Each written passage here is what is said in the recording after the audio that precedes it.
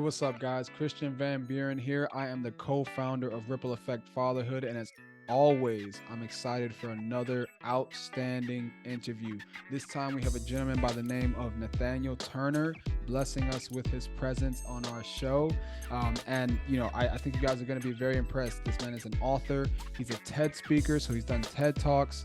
He's been featured on the Washington Post, Black Enterprise, iHeartRadio, and much more.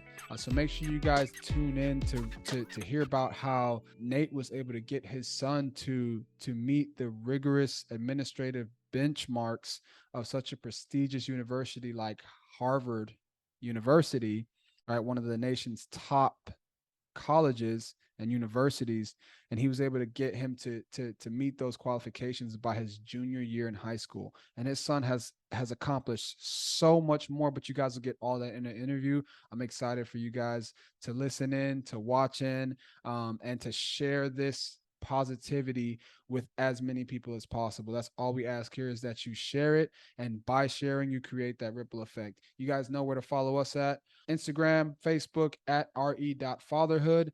Feel free to email us if you have any ideas for topics or guests that you think could be featured on our show. We'd love to talk about that. Our email is rippleeffectcooperation@gmail.com. You guys enjoy this interview. We'll see you after.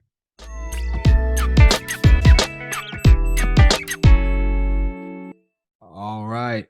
So we got Mr. Turner here, and I'll let him formally introduce himself. But again, as I said before I hit record, thank you for blessing our audience with your time, and I'm sure you're going to give them a lot of education. So I'm excited for them to receive. I'm excited for me to receive first, right? I get like a front row seat to this. So thank you, Mr. Turner, for being here. But if you want to go ahead and formally introduce yourself to the people. Sure. First, I want to tell you that I'm grateful and I appreciate you for having me here. Yeah, it's one thing for you to say you're grateful for me, but it's another thing for you to understand that I'm grateful for you, because whatever I have, I don't want to take it to the grave with me. So you've provided an avenue, a venue for me to share some things that may be useful for other people. As my father used to say to me, if I give you something and it works for you, use it. And if it doesn't, feel free to throw it away. But my responsibility is to at least give it to you. So I appreciate you affording me the opportunity to do that. Yes, I am Nate Turner. I like to go by telling people I'm just a guy. I'm just a JAG. There mean people could stand on titles, and I could tell you all of my academic background. I don't know that that's real substantive, but I will tell you, for the point of your show, that I'm a father of one son, a pretty phenomenal guy to me. His name is Naeem, and he's now 27 years old. Wonderful, man. 27-year-old. Oh man, gosh, I'm excited to hear about just kind of why you did the things you did, and kind of I won't even get into it because I'm just ready for you to share with the people. But I did a lot of reading myself. So for those of you that are watching and listening, just receive and soak it in and share the information. If you're not a parent yourself, share it with somebody that you know who is a parent or is going to be a parent, because you never know whose life it could change in a positive way. But with that being said, here at Ripple Effect Fatherhood, everybody who listens hears me say it all the time, but we're trying to create a movement, positivity around promoting, inspiring, and encouraging the positive presence of fatherhood in the lives of everyone. My first question for you, Nate, is can you talk to us about what it means to serve your family and more specifically your children, in the role of a father? What does it mean to serve in that role? So I think that when I recognized that I was going to be a father, a couple of things went in my mind. First, I have a relationship with my father that was not good. So what I wanted to do is, and when you mentioned serve, I wanted to serve as a better model of a father for my son than my father served for me. Also wanted to be a better husband for my wife than I watched my father be to my mother. So those two people in my home, I wanted to do better for. Beyond that, I feel like a lot of people can do good stuff in their own home, but not do anything in the community. And I feel like that's another aspect that I have the responsibility to do. I am named after Nat Turner. So I don't know how much you know about Nat Turner historically. As a revolutionary, he was a minister who led a slave revolt. I was named after him on purpose. So there's a part of me that feels responsible for having some revolutionary actions. And certainly I'm not going to go out and kill anyone.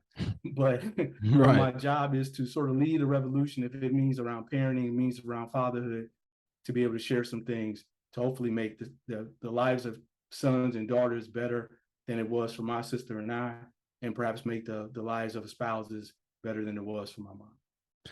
Man, thank you for that. And for the audience, I really want to touch on a couple things. The first thing was the emphasis that you put on being a great husband.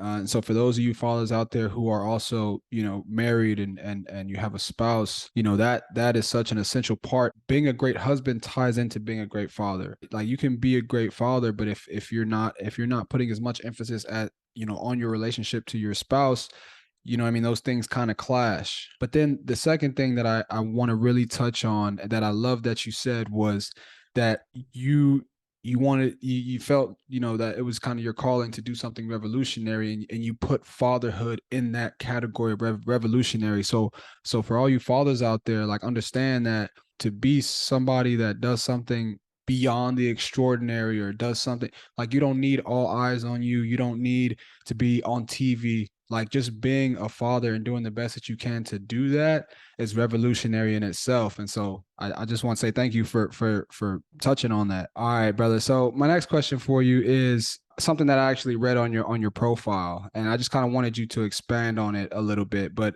it said that, it's past the time that parents live up to the time-honored belief that they are their child's first and most important teacher.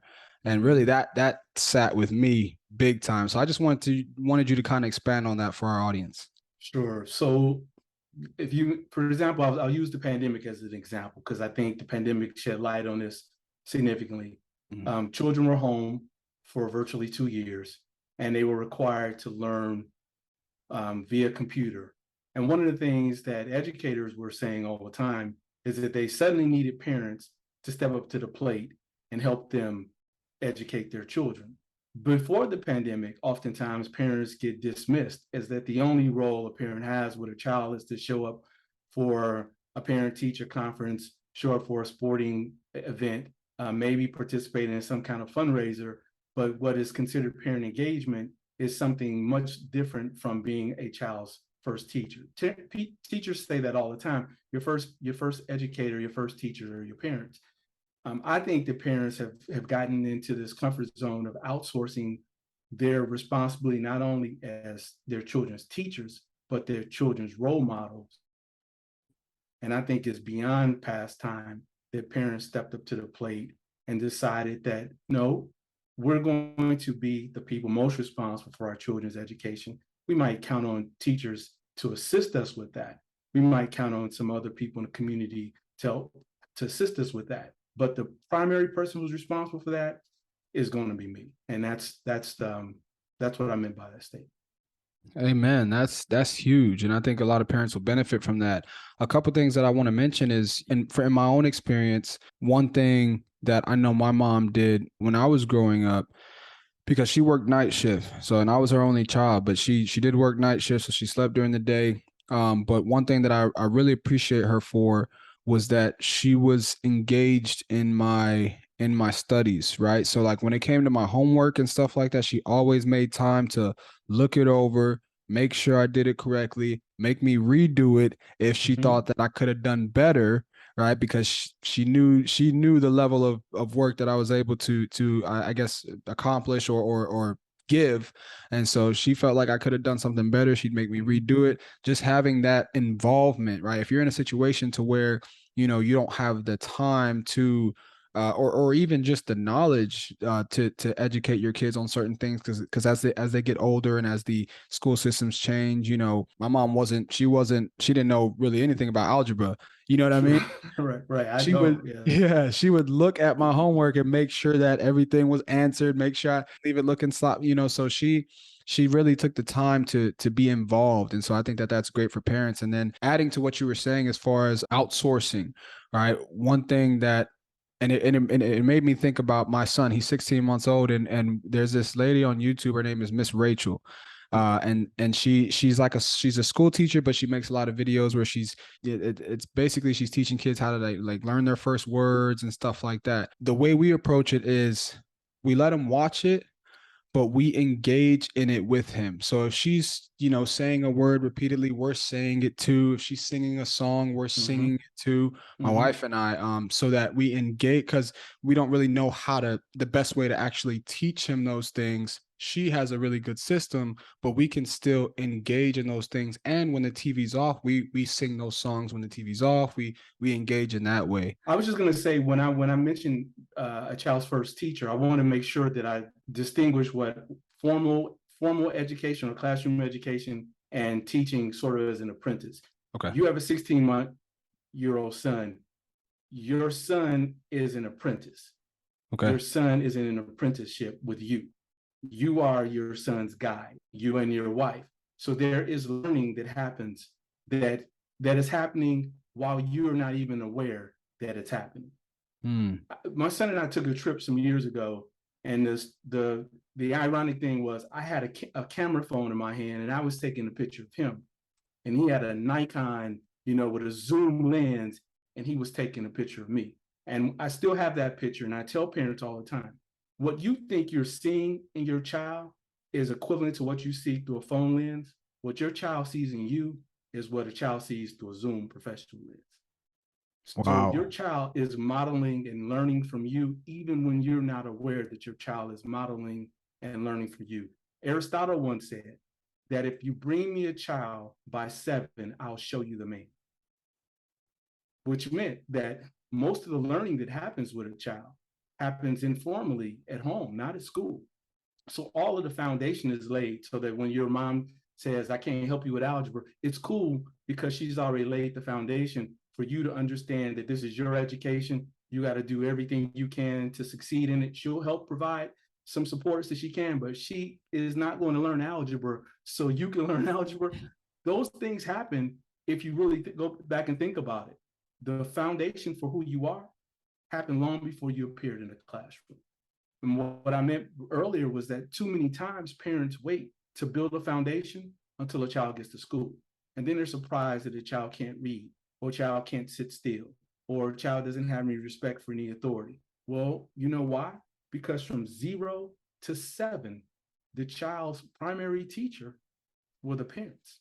And they're the ones who shirk their responsibility. So now they show up at a school, and well, the outcomes are what they are because we didn't do our part at the very beginning. Wow. Wonderful. I love that answer. And that really that leads me into my next question, as far as, you talked about laying foundations and building foundations. And so my next question is, what are a few things that men should do the moment they discover that they're going to be fathers? Oh, there's so many things, but one of the very first things I think men should do is take an assessment of who they are.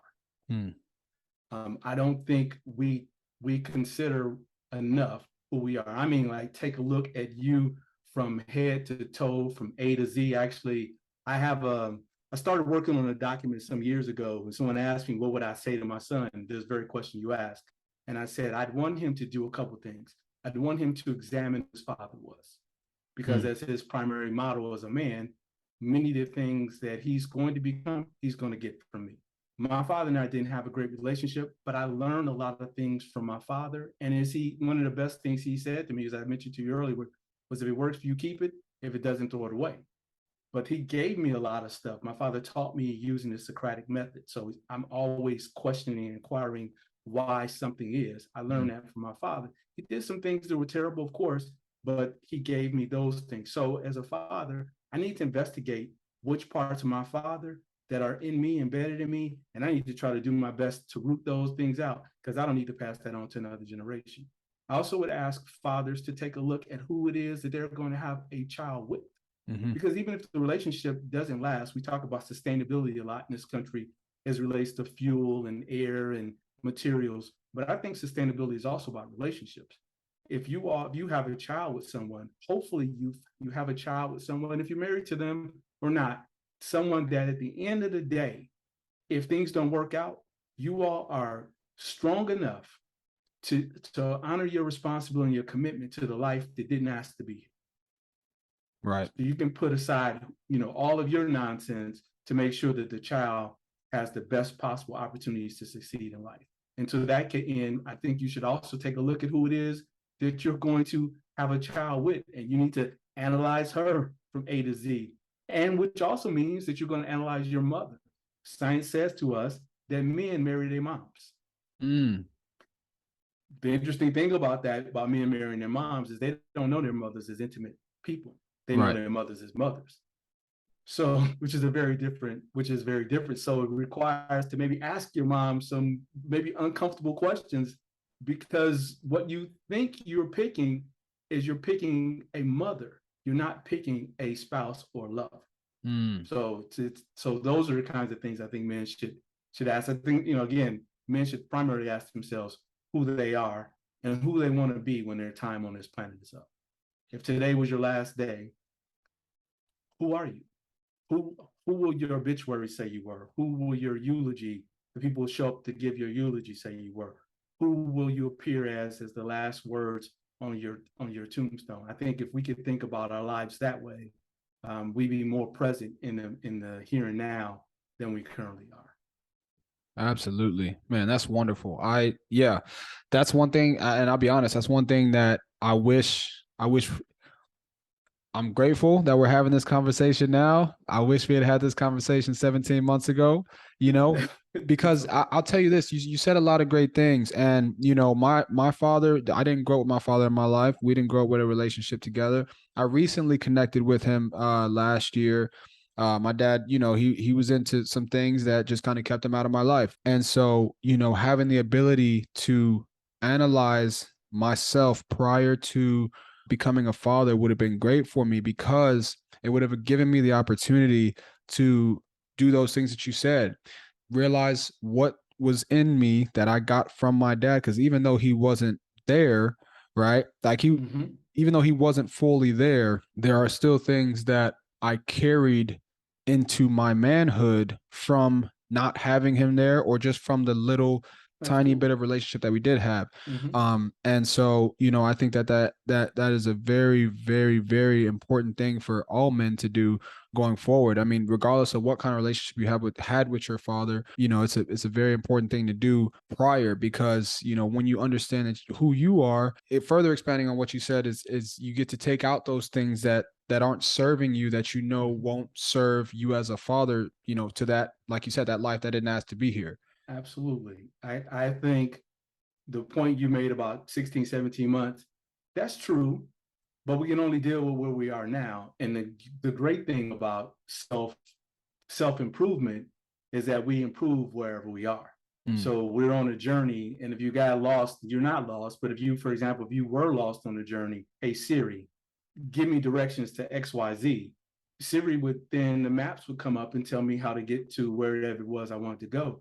Wherever you are now, you can figure out where you want to go. And as you get older, and maybe not even older, but more life experience, or more sure about where you want to go, you can start to figure out, well, which things am I doing that are not working for me, and which things am I doing that are working for me. I was 29 years old when I learned I was going to be a father. My son and I are 30 years apart. I didn't want to be a father until I saw the movie The Lion King. And it was watching an animated character, a lion, and his child, that made me realize, hey, it's possible for me to have a relationship. So I was 29, had no idea what to do, but I used that movie to give me some inspiration about what it was I wanted for my relationship with my son. I saw a baby lion sit on his father's shoulder and say, hey, Dad, we're pals. And I was like, you know what? I want that. And there's a lot of stuff that he's doing with his son. He's disciplining him. He's preparing him to be the king. He's taking him out to Pride Rock. He's introduced him to the village. He's making sure the village understands they're responsible for him, and he's responsible. And he's done a lot of stuff. But at the end, what I really want is for my son to say to me, always, the Dad, we're pals. And today, my 27-year-old son still says that same thing about his father. So that's cool. Wonderful, wonderful. I'm excited for whoever is gonna listen to this or watch this to hear that piece. At the very least, we may have to grab a short from this. You know what I mean? And just, yeah, really, like that really touches my heart because I love that movie and I love their relationship. And it also reminds me of me growing up and seeing other, friends of mine because I played a lot of sports. So seeing their Okay. relationship with their fathers and, going over to their houses and kind of, like you said, seeing the way they interacted and telling myself like I want that. Whenever I'm blessed with the opportunity to be a father, that's what I want. I want those kind of connections, those kind of bonds that I got to see growing up. So yes, that's huge. As a father, one of the things I would encourage you to do now is you just brought this up, and I don't want to. I know you got some other questions, but I want to say this to you. Mm-hmm. If so, I used to take notes about what I wanted for my son's life, and I think that's hugely important because the notes provided me with some direction about the things that I needed to do to make sure those things manifested. So there were three primary things that I wanted to happen in my son's life. One, I wanted him to be intellectually ambitious. At first, it was about making sure he could meet the academic qualifications of a school like Harvard. Later on, I realized I can't guarantee that he's going to get into Harvard. Harvard admits 3 to 5% of students every year. But what I could do is make sure that he met the academic qualifications, got the test scores and the grades, and did the extracurricular activities to be a viable candidate for Harvard. The second thing I wanted him to do was to be a global citizen. And we learned later expanded that to be globally and culturally competent. So initially, I just wanted him to learn another language. He ended up learning 4 additional languages, and at one time having an introduction to 2 additional, so like 6 languages. Mm. And the last part I wanted him to be, most importantly, was a humanitarian. I wanted him to care for something greater than himself. And so I would write notes what that would look like. And so there were benchmarks for me as his father along the way before he could decide. Because I hear parents say all the time, well, I'll let my children decide. I'm like, that's silliness, because children don't know how to decide. So you wouldn't let a child walk down a pair of steps if they don't learn how to walk, right? You would make the decision. So in the beginning, it was like, okay, let me just give him a template, an outline for his life, and then he'll fill it in. And then he did. But initially, I made notes about the kinds of things that I wanted to happen for his life. Man, thank you for that because so what I always do is I go back and I rewatch these afterwards and that's when I take my notes and but on the subject of notes, that's one thing that I definitely will. I haven't done yet, but I will start doing as far, writing down because I know I have it up here, Sure. but it's even more important to have it written down because up here, there's a lot of distractions a lot of the times, you know what I mean? And so no, that's huge. One additional step you could take, I see you have images in your background. Mm-hmm. You could make a vision board for what you want for your child, for your sons and your all's relationship. Mm-hmm. So that you be mindful of it. And the interesting thing about a vision board, I got one here, it's like 5 feet by 6 feet. Okay. Every time somebody sees my vision board, they ask me why do I have this vision board? And it will say, so what are you doing next?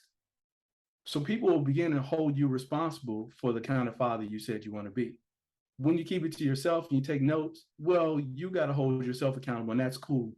But there's also a little extra energy involved when other people know what you say you want for your child, and then they not only will they help you hold you accountable to it, but because they know what you're trying to do, they can say, "Oh, hey, this thing popped up, and it might interest you. You and your son might want to do it. Oh, hey, there's this opportunity that your son might want to get involved in." But without knowing what your big picture view is for your child's life, people don't necessarily know how to help you to get to where you want your child to get to. Thank you. Thank you. That kind of reminded me of the village talk, from the line like Absolutely. that's what you were just talking about. That's exactly So what I'm talking about. yes, Exactly. that's huge.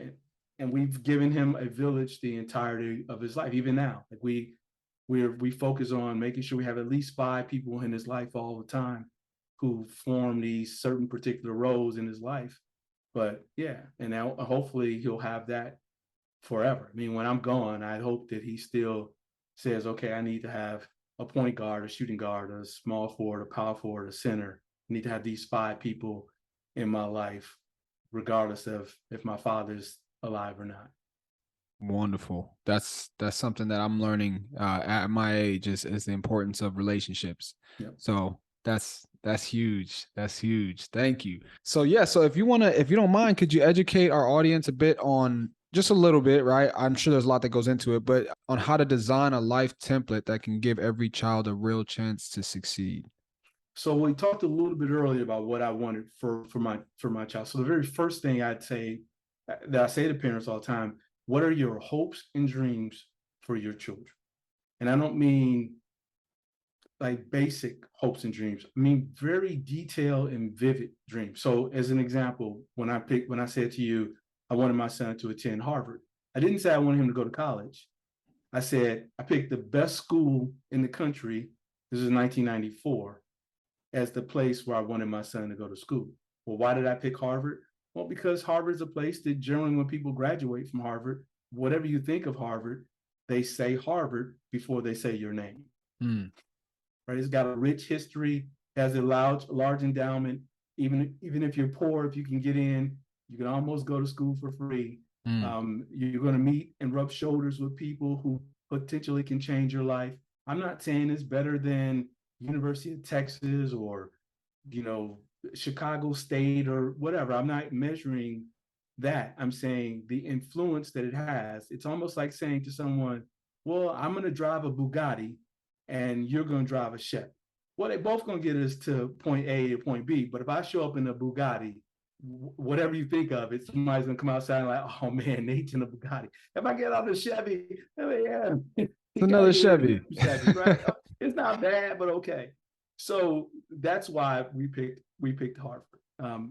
But those are dreams. I wanted him to be, as I mentioned, a global citizen.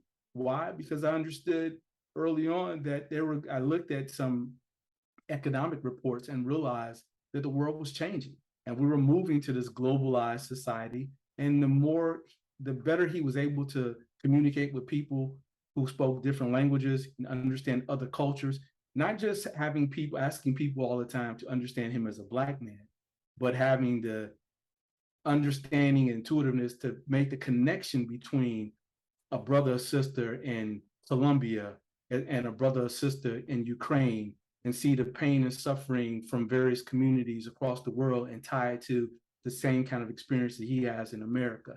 Mm, To be able to do that, I wanted him to be able to then speak the language some of those people spoke, because I think there's value in sometimes being able to communicate to people in their native tongues and not always asking people to do the exceptional things for you. And then the last part, I wanted my son to care for something greater than himself. And today, so often we see I'll just use young Black people who are murdered.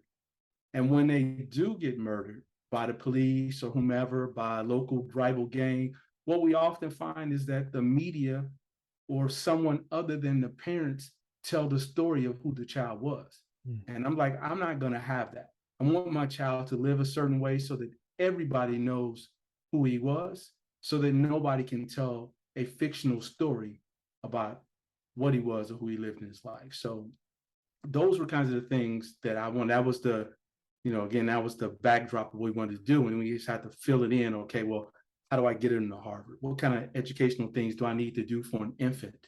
And what kind of things do I need to do with a 16-month old? What kind of things do I need to do when he's 3, when he's 5, when he's 10? And the same thing with the language piece, and the same thing with the humanitarian a proportion of it as well. Man, that's amazing. I'm gonna just let that sit with with everybody listening. Like I don't even want to say anything just because I mean it's sitting with me and that's that. I'm definitely gonna go back to this part of the interview and really kind of dissect what you were talking about. My offer to you is that if you have any questions about how to do it, I'm gonna give you my number and you call me. Just call Absolutely. me and I got you. And I if you will want to call do you. something, yeah, and if you want to do something, if you get a response from your audience and folks say, hey, how do we do that? If you and I can hold a class and we can share, 90 minutes or whatever about how to start formulating this template. But the first thing begins with, I would say, if you were writing your child's Wikipedia page and you were making all the entries you can make in that page, what's the Wikipedia page going to say about the child you're raising? Mm, Right? that's What will it say? And so, because if we don't have a destination, then where are we going? right. Right. Right. So, Man, like, that's huge. If we don't have a destination, if that don't give you something to think about, you know what I mean? Like that's something that we don't think of. And I'm actually a life insurance broker. You know okay. what I mean?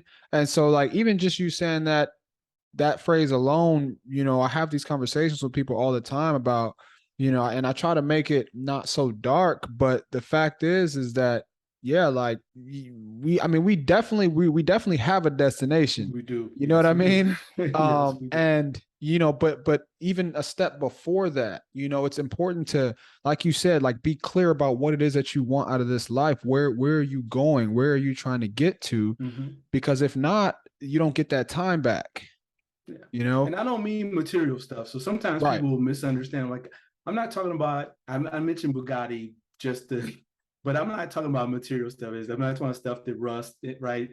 And turns to dust. I'm not talking about that. I'm saying the only thing that I realized that I'm probably going to have a legacy for, part of it is this conversation I'm having with you. But my biggest legacy I'm going to have will be my son. And I'm mindful that when we think about history, oftentimes we talk about who begot so and so. So they say Naeem is the child of Nate. Nate begot Naeem, and Naeem begot. Like, the only way my story lives is if I pour enough stuff into my child, then my child does enough good and pours good stuff into the world. Otherwise, I cease to exist. And Mm. so, if nothing but for selfish motivation, if I wanted to live on beyond whatever time I have on this planet, I have to give stuff, right? I have to be like a farmer who has a big plot of land, and I have to grow stuff, and I have to provide other people like the tools and strategies so that they can grow stuff on their land. Otherwise, what was the point of me being here? Mm-hmm. That everything that you just said is it ties into the reason the Lord spoke the words ripple effect into my ear one day. Like that's the whole reason for what we do. It's the whole idea is to plant a seed of goodness, water it, so pour it into someone else, and pray that that person pours it into someone else, and pour and pour and pour, and thus creating a ripple effect. And that right there is just a ripple effect of positivity.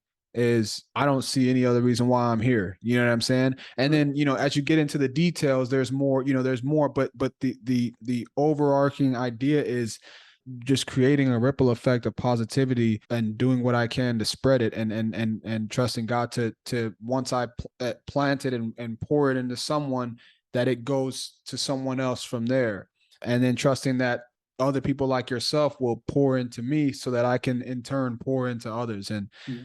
that's huge. That's And vice huge. versa. I mean, that's the point. And you use the vessel vase, a vessel piece, and I use it with some people all the time as well. And I say, if if God, the spirit, the universe, I don't know what people will believe in, but Mm-hmm. if you certainly believe that there's something bigger than you, and that thing that's bigger than you pours something into you, you can't get anything else in your vase unless you pour it out, right? So you might as well pour it out. If there's goodness and mercy, you might as well pour it out onto other people. That's the only way you can get anything else. So I'm like, that's will probably be my only piece of legacy. If I have anything, like my dad said, if it works, use it. If it doesn't, you can get rid of it. But my job is simply to take what I get and share it. And then hopefully I'll get more. And so far I have. Hey man, that's amazing.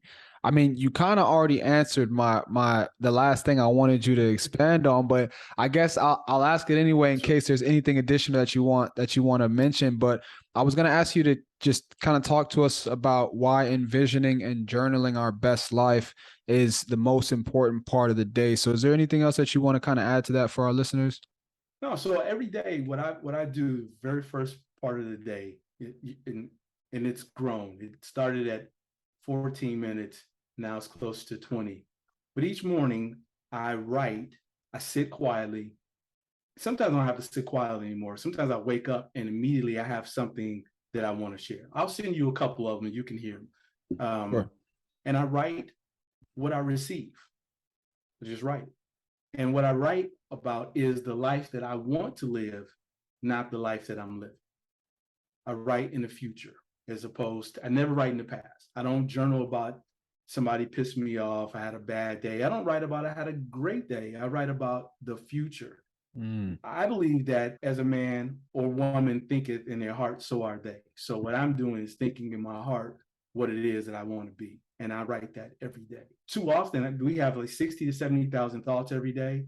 90% of our thoughts are repeated thoughts from the previous day. So the only way I'm not living yesterday again today is to be intentional about where I want to be tomorrow. And that's what I do with the journaling. And of course, I mentioned about the vision board. So I have a vision board, and my vision board is akin to the North Star. So you remember slaves trying to find a way to escape, and they would look at the North Star. That was the way to freedom. My vision board for me is sort of the North Star. It is something that I look at to remind me about where it is that I'm going. All around you are going to be people who, like other slaves, might be too fearful to get off the plantation. Somebody might want to run in the other direction. You're like, that's cool.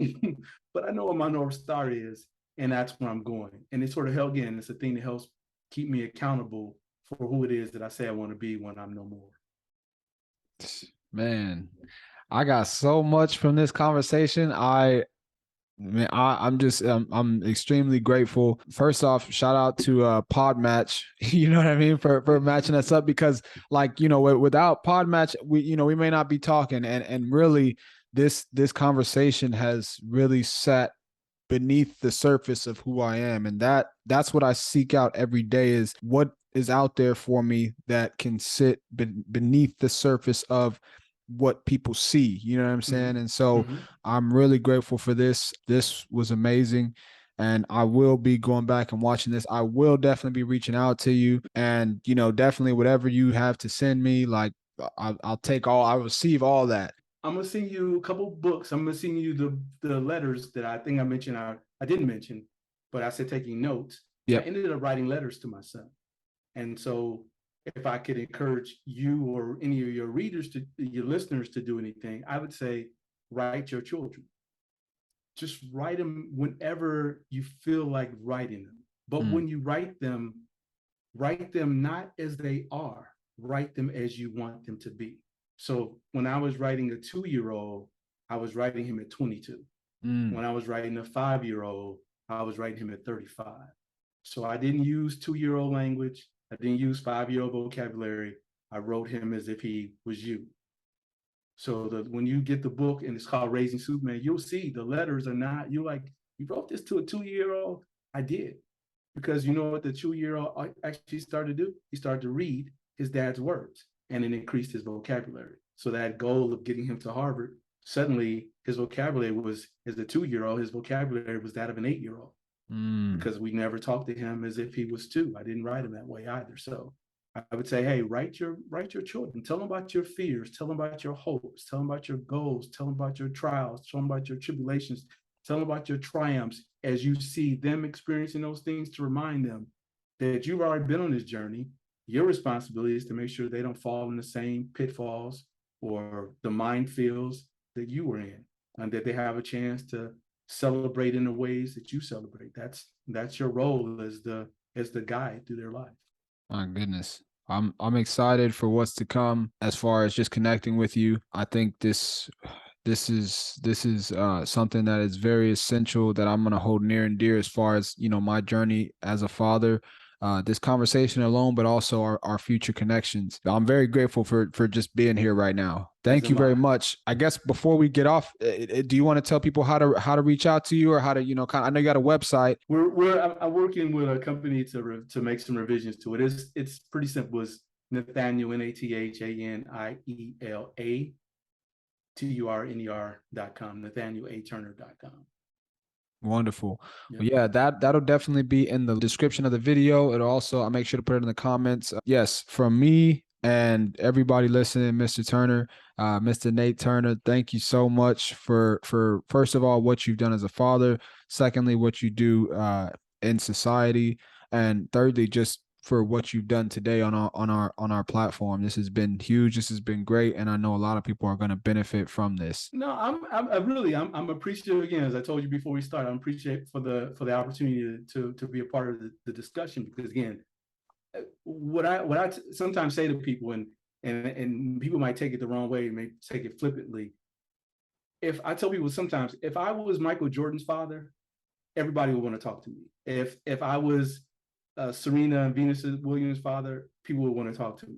But when I tell people, hey, I've raised a child a black child who finished high school at 16, left the country at 16, moved to Brazil, played in one of Brazil's top professional soccer academies, applied to 31 of America's top engineering schools, got accepted to 27 of them, had more than $10.8 million in scholarship money in his own for undergrad, had 7 Ph.D. offers directly from undergrad. He's at one of the top engineering schools in the world at Carnegie Mellon. He's a 5th-year Ph.D. candidate. He just applied for an MBA program. He's already been accepted to 4 schools. His total educational expense is about $1.5 million. He's paid zero. If I told people that a 14-year-old started his own foundation to care for homeless, if I told you a 16-year-old wrote his first book, he's published 3 books of his own, and I could go on and on. People would say, if it was sports, I couldn't get people to stop calling me and asking me, how do I help your child? And I'm like, my child's 6'6". I don't know. Well, my child is 5'7". Mm-hmm. And so when I get an opportunity to share, I'm always excited to share, because too infrequently for me, people devalue this part of it. I'm not going to raise LeBron James. My son's not going to be 6'8" and 250 pounds and run a 4.44. My son's 5'7", but I figured out a way to help him become the best possible human that he could become. And so I'm happy to have the opportunity to share with other people what I know are some tools and techniques and strategies to do the same thing for any child, because that we can replicate. I can't replicate 6'6" or 6'8", but I can replicate 5'7" with a plan and a vision for a child's life. I don't even know what to say, but this was amazing. Those of you that are listening, make sure you check out his website. Make sure you reach out to us if you have any additional questions, anything that you would like me to reach out to Mr. Nate Turner and ask. If you'd like to see any additional content, I'm sure we'll connect again. Like you said, I see more connections in the future, because at the very least, I'm going to be reaching out to you and implementing a lot of the things that you have done, so that I can try and replicate into my son. And to our audience out there, as always, thank you for your support. You know how to follow us at re.fatherhood. As always, thank you for being here.